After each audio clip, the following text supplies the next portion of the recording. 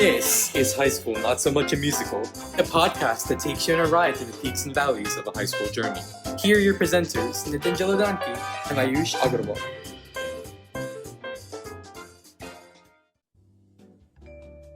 Hello everyone and welcome back to another episode of High School Not So Much a Musical. Today we're joined by two very special guests, Jonathan Brutt and Matthew, who are the hosts of their own podcast, Blue State Conversations, where they essentially talk about how in today's society we have become less receptive to other people's opinions and we tend to become hyper-focused on our own. And this leads to a concept called hyperpolarization, where both sides of the aisle, both conservatives and liberals, tend to not agree on any issue and no progress happens. So thank you to Jonathan and Matthew. And if you all could talk about a little bit of your own podcast and also a little more about, this issue that we're having in society, that'd be great. Sure. Thank you very much for having us on. Very excited to be here. Basically, one of the things that we noticed, especially when we started this podcast, and one of the reasons for it is that too many people have ideas that they want to communicate, but they're not able to. And what that leads to is a lot of tension, a lot of frustration, and a lot of incomplete communication that can result in anger, it can result in division. And so those things would just became a real problem, where we would have things like friends of ours would not be able to understand that we agreed with them because they weren't able to process how anybody could come to a slightly different, they didn't know how to put together the information. They were told that only a certain outcome could be the outcome. And then what that did is people who, generally agreed, you could be 80% in agreement with somebody, and it did not matter because people were not able to understand why somebody might think differently, the information that they were presenting, and how that may differ with them.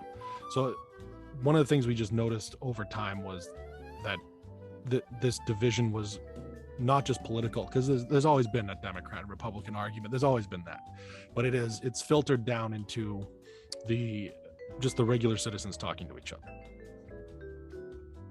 Definitely, yeah. And the exact issue, as you mentioned, is a lack of responsiveness to other people's ideas, essentially. So if you could talk a little bit more about how you two got started with your own podcast, like who you all are, your background. I know in your Matchmaker bios, you talk about like your political science degrees and also your software degrees, like your interest in investing, software, etc. So if you could describe, both of your backgrounds, how you two met, and anything the listeners know before we get started with the actual topic of politics and civil discourse. Sure. So I'll take this one. Matthew and I met back when we were in college, and back then, we went to a college that was a bit more conservative, but we both come from slightly bluer but more middle of the road. Well, I'm coming from a slightly more middle of the road state, and so we then left the states that we come from and moved to other states that were in a similar mindset. And then a few years passed, and Matthew called me and was like, hey, so I've noticed these types of things that are going on, kind of like the shift that he was talking about, people not being able to communicate this way. And that got us really talking over the past couple of years about how we could create a space where it's okay to talk about a lot of different situations from a lot of different perspectives. And back when we were in college, that's the kind of place where there's a lot of different ideas coming at you. There's different perspectives from the professors, there's different perspectives from different students.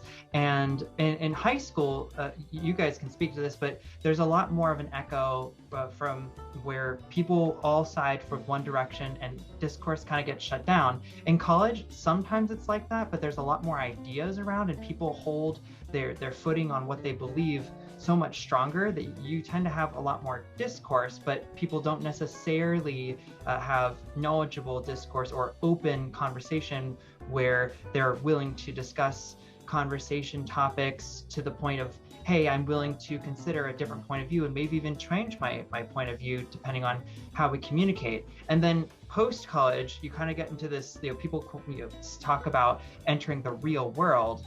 Well, it's not quite like that, where what you have is you have personal like situations where you have your family where they're a specific type of group, and then you have your workplace where sometimes it's not quite right to talk about things, but sometimes it is. And then you have like other third-party groups, like you might have a church body, or you might have some kind of social club, and those have more conversations as well. And so we kind of pulled all those different types of perspectives, and now in the quote working world, we're kind of breaking down those conversations and having conversations with you guys, and also with other people running podcasts and YouTube and all that sort of stuff. Yep. Yeah, and I'm looking at, your Spotify page right now, and something that's very interesting is the podcast that you had about how democracy is the best way to represent people, because I feel like there's been a growing discussion lately about how some American elections might make it so that way a plurality of that way the candidate who gets a plurality of votes wins instead of a majority. So even if a candidate gets like 40% of the votes, they will still win if they get more votes than all of the other candidates, but that doesn't necessarily mean they represent a majority of people, because a majority would be greater than 50%.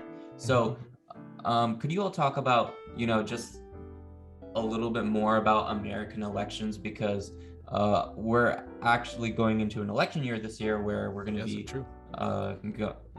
electing the House of Representatives again, and then a third the Senate. So it'd be interesting to see how exactly American elections work. Yeah, mid-year elections, it's always a good time. So American elections are definitely an interesting beast, because one of the things is we were one of the first people to come up with the idea that elections should represent factions. They shouldn't represent just a straight majority. One of the big things, and we talk about this actually in that episode that you're bringing up, is that one of the things that the founders really did not like, and that had been generally proven, is that democracy typically is not the best way to run a government, because it is very volatile. Like, just think of how fast people's opinions change on just a random person on the internet, right? How fast can somebody go from millions of followers, everyone's hanging on their every word, to the next day it's like they've just been forgotten. They really wanted to avoid a lot of that stuff. So the way we conduct elections is actually kind of complicated, because what they want to do is they want to represent the majority, because they do believe that the majority should have its say, but they want to make sure that the majority is not simply running right over the minority, that it is not simply just always about the majority deciding we're going to do this now, because whenever that happens in history, what's typically happened is the majority has oppressed the minority. You can think about the Jim Crow laws. You can think about the Catholic versus Protestant wars, right? You have the Catholic countries and the Protestant countries. If you were a Protestant in a Catholic country, good luck. If you were, vice versa. Typically, when somebody is in the majority, they tend to want to put in place stuff that helps them. And if it kind of maybe sort of just ruins your entire life, that's okay, because we're the smart guys. We know what we want to do. We have a good reason for this. And that's where a lot of tyranny comes from. As I think the quote is, a tyranny sincerely exercised, meaning somebody who says, hey, look, I'm putting you in prison for your own good. That's, the Japanese internment camps would be, for example.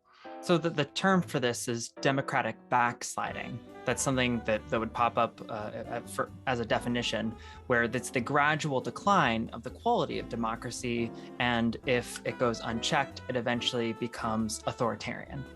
That's correct, yeah. Which would, I think Plato was very of that opinion. You have a democracy, and then it'll turn into a dictator. And we've seen enough. that before. Yes. I guess let's see, who else? I was just realizing some of the biggest despots that we've ever seen came from democracy. Yes. Eventually become authoritarian. I mean, wouldn't that would have probably been a good example of Nazi Germany? Yeah, you had the Weimar Republic, and then The Weimar Republic, exactly. I was like, what came before? a lot of the socialist revolutions talked about, they're republics. They call themselves that because, and then all of a sudden they're murdering millions of people. So yeah, that's, which is obviously a huge, like, you can backslide that far, or it didn't happen fast. Obviously, the Weimar Republic didn't like just collapse in a moment. In 1 year, yeah. There's a lot of little steps. But to bring this back just to specifically American elections, one of the big discussion right now is about having secure elections, and that's one of the big. You have to have a populace that's confident that the electoral outcome is the outcome that is supposed to happen. Neither side is confident in that. 2016, the Democrats thought that the Russians stole the election for Trump, and then everybody remembers basically a year ago. We have the January 6th anniversary coming up. So when you lose confidence in your elections, a lot of the power of the elected officials goes away because, again, power comes from the people. Mm-hmm. And our setup is based around a localized source of power. Your local elections are supposed to matter more than your senator, than the Senate elections. Or even the House. Your governor should matter a lot more than those. And we've seen that. We've seen that outcome as well. So like the concept of what Florida is doing differently than California, it's very much based off of what the governor says, not necessarily what Biden says, even though Biden's words will echo across the country. Yeah. So it is true. It's basically the design is federalism.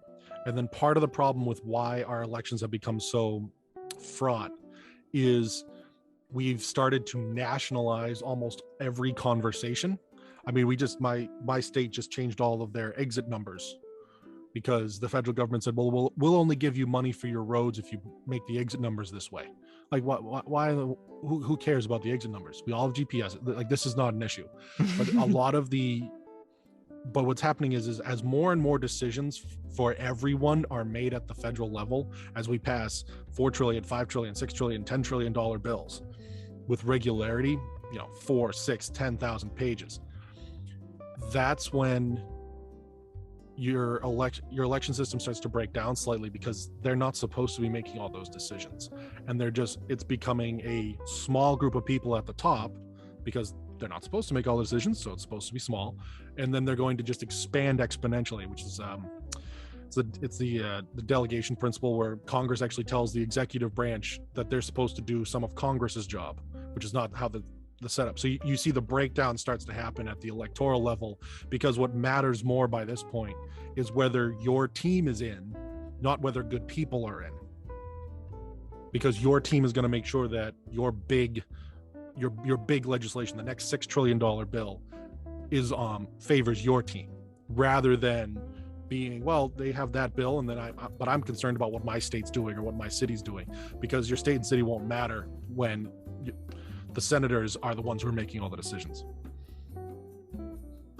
Yeah, and I like what you all said there earlier about like socialist regimes and how, like, for example, the Russian Revolution, you saw kind of like the decline from the republic into like almost anarchy, and then the establishment of like the communist regime.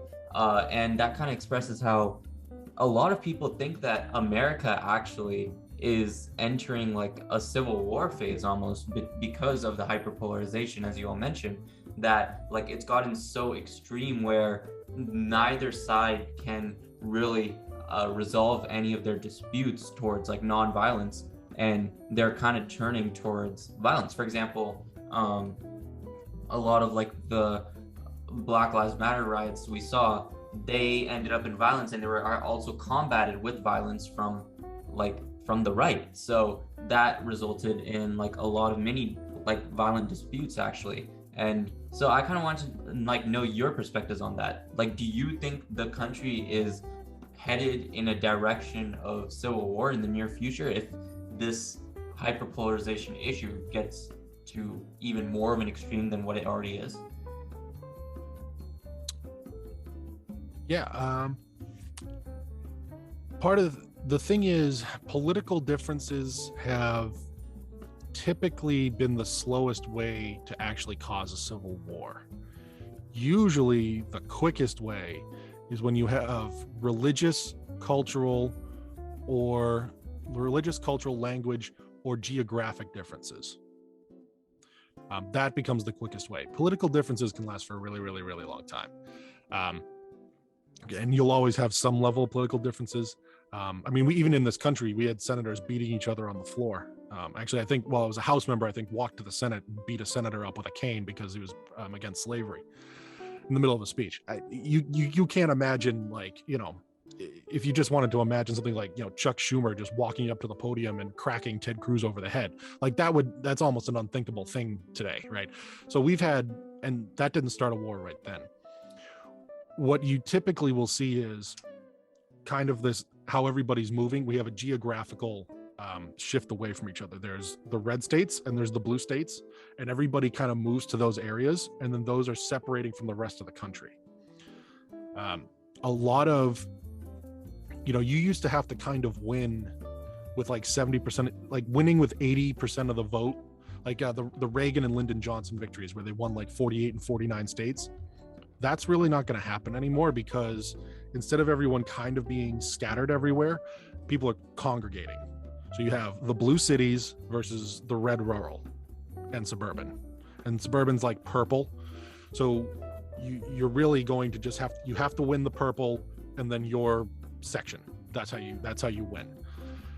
And it's becoming more dangerous. So we kind of noticed in 2020 they did another census, and yes, that impacts the number of House seats that each of the states get. And there's a major change happening in populational differences, where we're seeing New York and California for the first time in history lose House seats. Mm-hmm. And that's an incredible change, because there used to be a time where everybody was flocking to New York, and to California, LA, San Francisco, and that's not happening anymore. People are selling their houses, saying goodbye to the extra New York City tax of it's 20, or no, maybe it's an extra 12% or something like that, just lopped off of your income. It's so much. And in California, they're saying, well, my house is worth so much, or my rent is so high that it's time to leave. And so we're seeing Texas and I think Ohio and Florida, the more leaning red states and purple states are getting more people flowing into them, and that could change the dynamic of the situation, because where we are right now by the context of who votes for who is, if Republicans don't show up to the polls to vote, then Democrats almost always kind of win in a lot of different places because of the cities.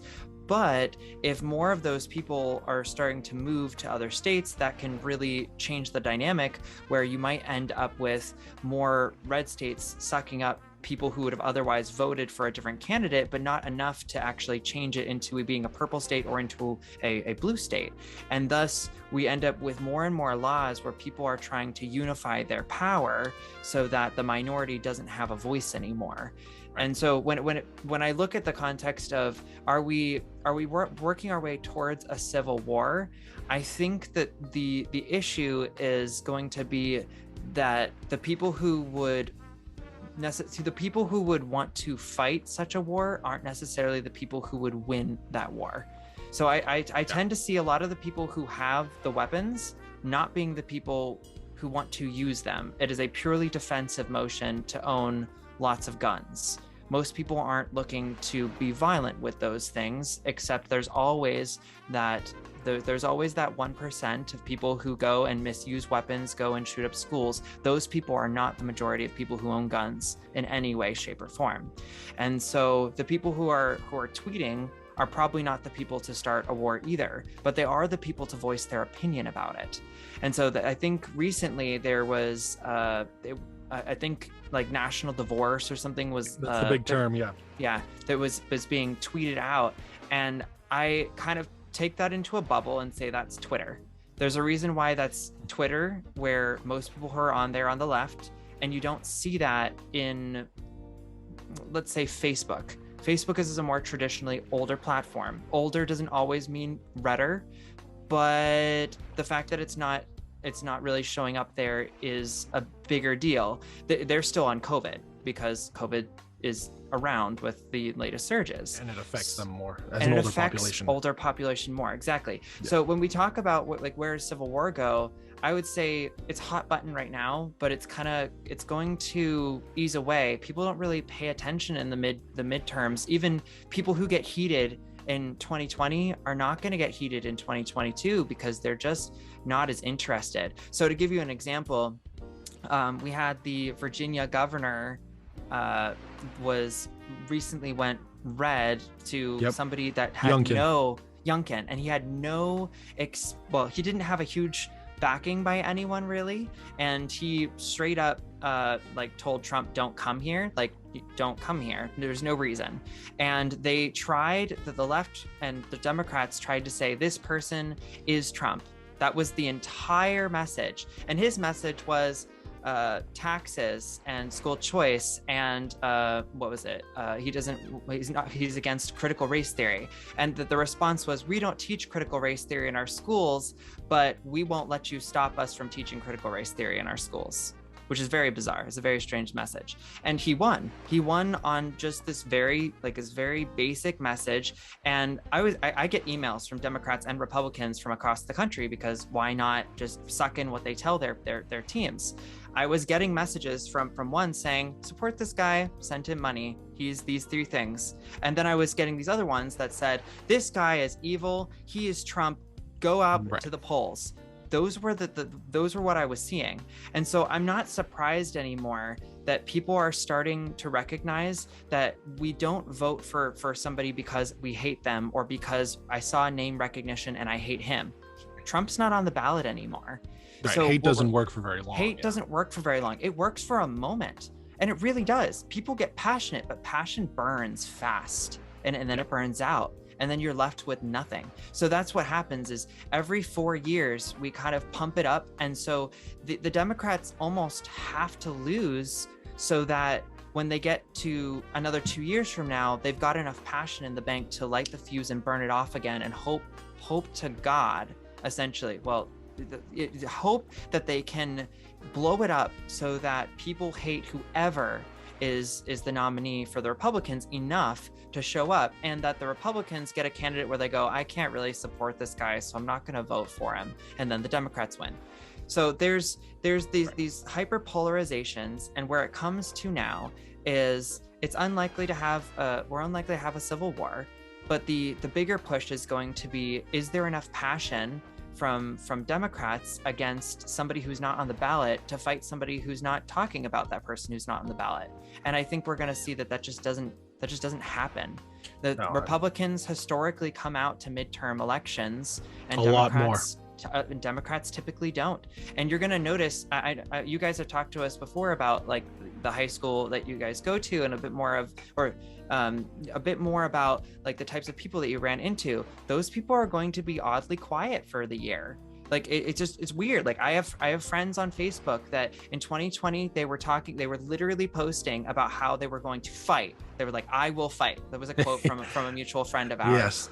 And we were all caps. All caps, I will fight. And we both like across the internet like gave each other side eye, like, no, you're not going to do that. No. And then 2 years later, this year happens, I don't think I'll see a single post from this person all year about politics. And that's kind of where we're at. Yeah, and that's why I was saying earlier that political divides tend to not be as quick, because you can get very passionate, you can get very heated, but it doesn't tend to last very long. It's very hard. You have to have like a real deep-seated thing, and typically it comes down to that sort of cultural, if there's like a language difference. That's why the most concerning thing to me is the fact that the left and the right have evolved their own language. Freedom is not a term that both sides agree on and have different ways of implementing.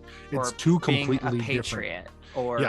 If you're a nationalist, you can't call yourself a patriot if you're on the left. Like if you were on the left and said, look, I'm a patriot, but I believe in X and Y and Z, they'd be like, no, patriots, patriots are those guys who like riot on the right. they're the right-wing insurrectionists. That's a and patriot. in the same way, you can't say BLM the same way, but people say BLM two different ways. They say I idealize BLM, but you can also say I support BLM the movement, or I support BLM the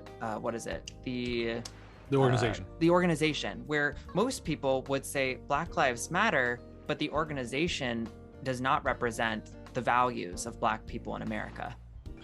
Yeah, so there's that. There's the geographic, as we said. If everybody red moves to red areas and everybody blue moves to blue areas, then you can suddenly start getting, that can trigger something, where let's say the reds elect into power their guy, and so the blues say no, like where you have sanctuary cities, sanctuary states, or vice versa, like where the blue guy gets elected and then the red states go no. That's where you can start getting some real stuff. But typically political stuff will not do it right away. It's that lower level stuff amongst people where they are not able to communicate with each other. They don't live with each other. They're not interested in each other anymore. And they start to view each other as more of an other just because they almost don't exist in their area. Thank you so much to Will and Matthew for their thoughts in part 1 of this 3-part series with Blue State Conversations. Make sure to check out their own podcast, which I'll be sure to link in the description. It's super interesting. They have some great guests on, and they delve deep into specific political theories. Be sure to stay tuned for future episodes. Thank you, and see you next time. High School Not So Much a Musical is hosted by Ayush Agarwal and Nitin Jaladanki. Narration by Samhit Padala. Music from Louis Luang Relaxation Cafe, Tune Pocket, and Infraction. If you like the show, please recommend it to your friends and family. Thank you for listening, and see you next time.